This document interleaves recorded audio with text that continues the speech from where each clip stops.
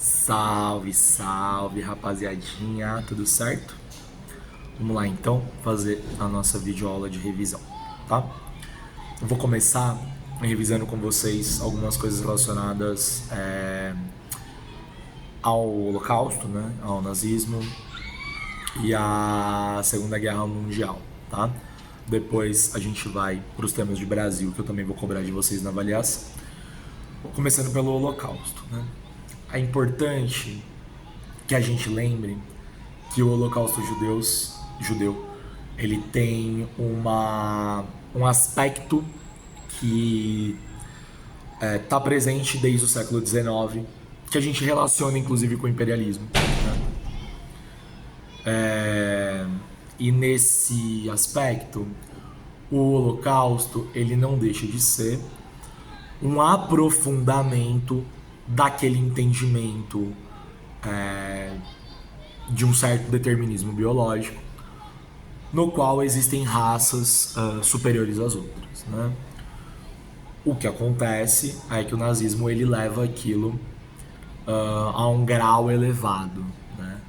Ele pega o antissemitismo já presente na Europa, o ódio, né, aos judeus já existente na Europa, e a partir desse antissemitismo aprofundado, ele estabelece uma relação de perseguição e de extermínio, né, aos judeus. Né? Agora, a gente não pode deixar de relacionar isso com uma característica econômica. Né? Por que os judeus foram perseguidos? Primeiro, eram endinheirados, no sentido de serem grandes comerciantes, de que a grande maioria das comunidades judaicas, na Europa sobretudo, possuía grandes comércios e muito dinheiro. Né? Tanto que há um confisco dos bens dos judeus na política de exploração feita pelo nazismo. Segundo aspecto, os judeus, antes de serem levados para os campos de concentração de extermínio, né, eles eram levados para os campos de concentração de trabalho forçado. Portanto, eles são escravizados para ser utilizados como mão de obra barata para a exploração econômica da Alemanha. E isso, sobretudo, porque os judeus eles não têm um Estado para protegê-los. Né? Os judeus estão espalhados pela Europa e não tem nenhum Estado que garanta a sua proteção. Né?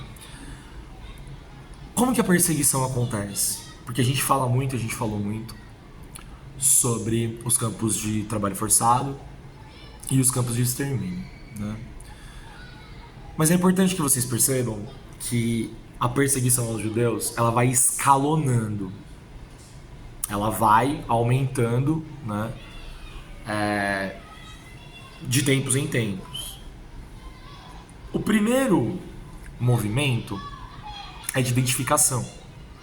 Por isso que os judeus eram obrigados a colocarem nas suas roupas a estrela de Davi, para identificá-los. Né?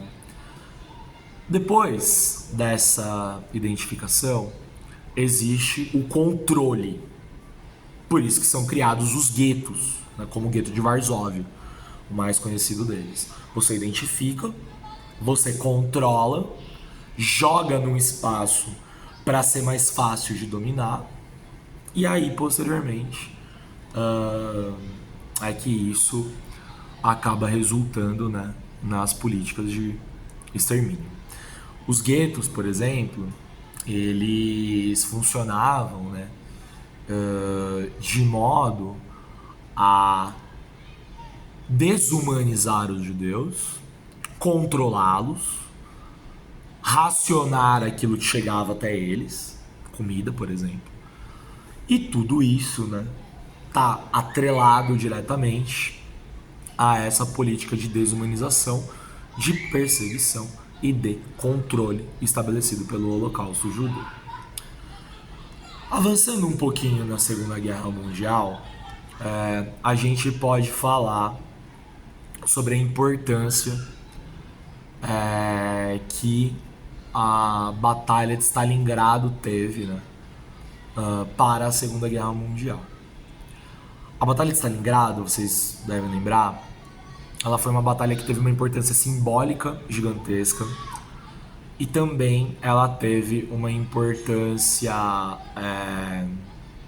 prática, geoestratégica, eu vou chamar assim, fundamental para os rumos da Segunda Guerra Mundial. A União Soviética é invadida pelos alemães na Operação Barbarossa, que se inicia em 1941. E a partir dali, né, o anticomunismo propagado pelos nazistas defendia uma política de extermínio dos comunistas. Né? Portanto, destruir a União Soviética era o que se propagava, não apenas dominar a União Soviética, destruir. A gente está falando de uma política de extermínio para contra os comunistas. Né? Por outro lado, é importante que a gente note que a União Soviética representa, naquele momento, sobretudo na segunda parte da Segunda Guerra Mundial, a partir de 41, ela representa não é nem a melhor, é a única possibilidade do exército alemão obter a principal fonte de combustível para que o exército continue funcionando, o petróleo, né? Stalingrado, você pode buscar aí no mapa para facilitar o seu estudo. Stalingrado fica às margens do rio Volga. O rio Volga, ele dá acesso à região do Cáucaso. Região essa muito rica em petróleo, onde estavam os principais jazidas de petróleo da Europa naquele período. Então, a gente pode falar que a vitória em Stalingrado, ela é emblemática porque ela impede que os nazistas se apossem desses campos de petróleo, deixando assim os nazistas sem recursos, impedindo que os nazistas isolem a União Soviética, e quem fica isolado é a Alemanha. Portanto, do ponto de vista geoestratégico, a Batalha de Stalingrado é muito importante para os rumos da Segunda Guerra Mundial. Do ponto de vista simbólico, a cidade se chama Stalingrado. A propaganda feita, né, pelos comunistas era defender Stalingrado para defender, dentre outras coisas, o nome do principal líder, do grande líder da União Soviética no período. E o próprio Hitler fazia uma propaganda completamente contrária. Era derrotar Stalingrado para mostrar que nem a cidade que tem o nome do líder da União Soviética vai ficar em pé. Então, simbolicamente, ela tem esse significado. Não é à toa que ela é celebrada em vários e por várias pessoas ao redor do mundo, chegando até, né, no caso de Carlos Drummond de Andrade, fazer um poema, né, carta a Stalingrado, celebrando simbolicamente a vitória, né, dos comunistas da União Soviética nessa batalha. Tá? Então, Segunda Guerra Mundial, a gente zera aí, tá bom? Falando agora um pouquinho de Primeira República, né?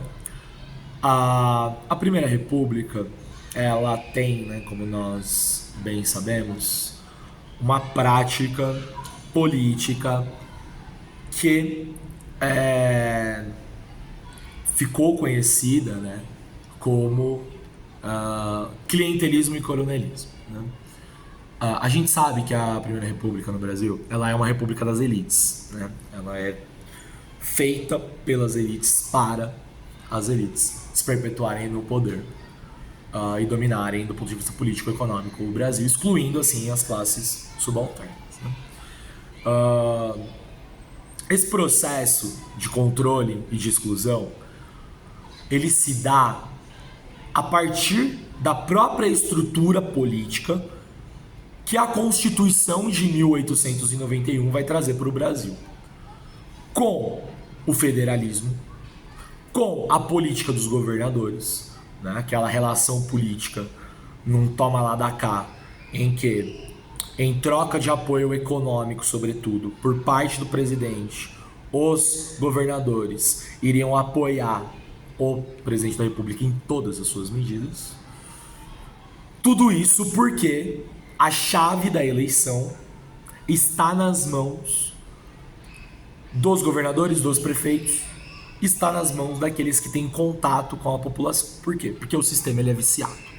O sistema ele traz o voto aberto, ou seja, o voto cantado. As pessoas tinham que, na zona eleitoral, na sessão eleitoral, falar em voz alta para quem elas iriam votar.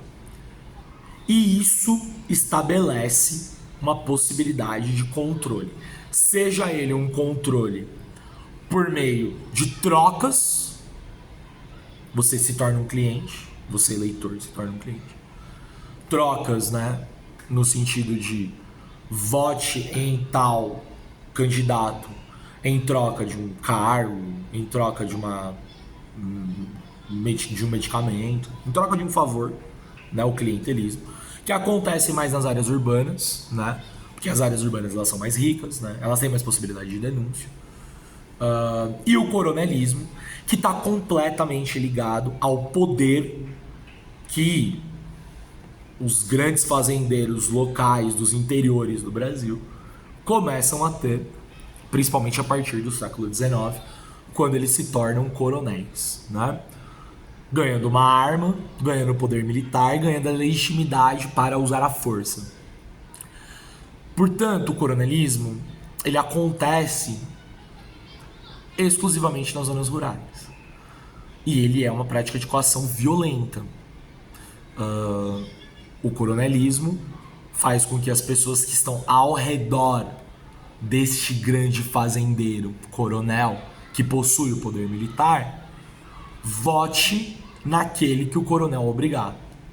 O coronel pode ser o próprio político a se candidatar, ou ele pode receber benefícios do político que se candidatou. Esse político que ganha estabelece uma relação com o governador, por exemplo. O governador estabelece uma relação, por meio da política de governadores, com o presidente da República. Então, quer dizer, o jogo político no Brasil é um jogo de cartas marcadas na Primeira República. Portanto, ela é uma política das elites. Portanto, essa política das elites, ela exclui as classes subalternas. Não é à toa que a gente viu uma série de revoltas que ocorrem durante a Primeira República. Canudos, por exemplo. Canudos tem uma relação direta com essa prática política.